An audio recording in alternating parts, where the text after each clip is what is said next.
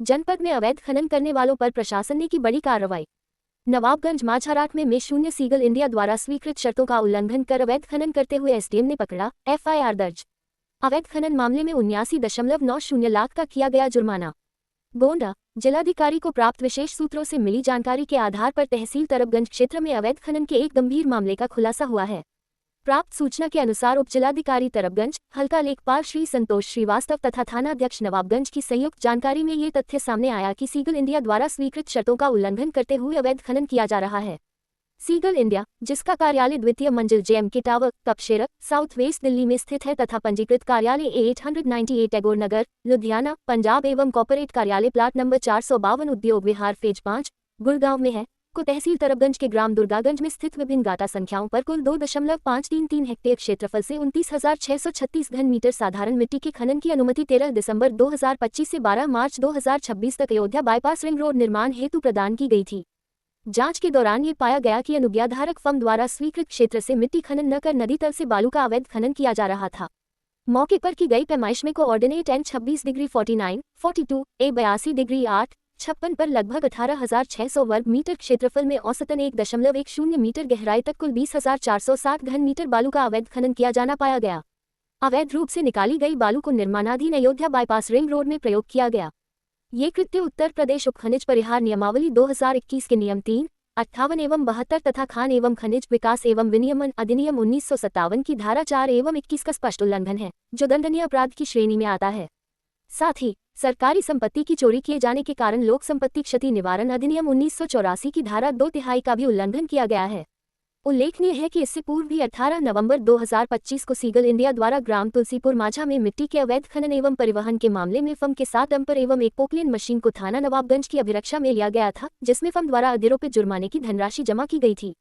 इसके बावजूद फर्म द्वारा पुनः अपराध की पुनरावृत्ति की गई, जिससे ये स्पष्ट होता है कि संबंधित फर्म अवैध खनन की आदी है।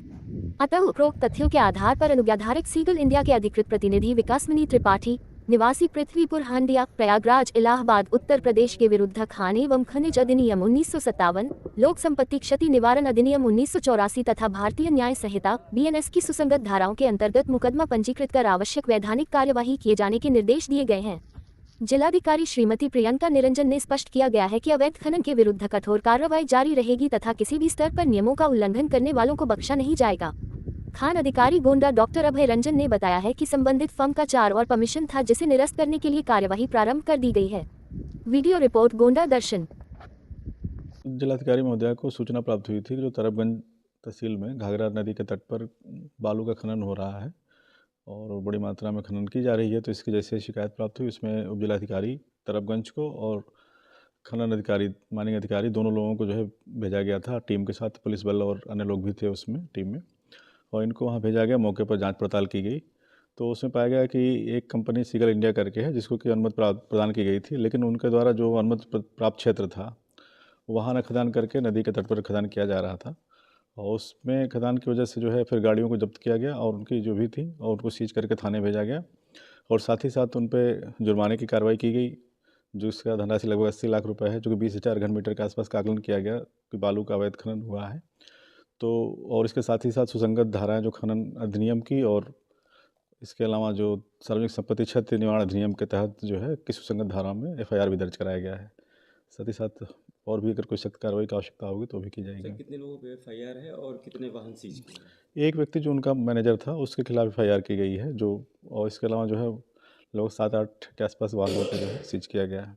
ठीक सर, लगातार जिस तरह से मॉनिटरिंग की बात की जाती है, राजस्व या पुलिस टीम या खनन की टीम, बावजूद उसके लाखों घन मीटर बालू खोद लिया गया, अवैध तरीके से खनन कर लिया गया, क्या वजह? इसमें देखिए लगातार सतर्क निगरानी के लिए जिलाधिकारी महोदय द्वारा निर्देशित किया गया है, और बीच बीच में नियमित रूप से जो है कार्रवाइयाँ होती रहती हैं, और ये बड़े पैमाने पर शिकायत पहली बार आई तो इसलिए उस तरह से सख्ती से कार्रवाई की गई थी।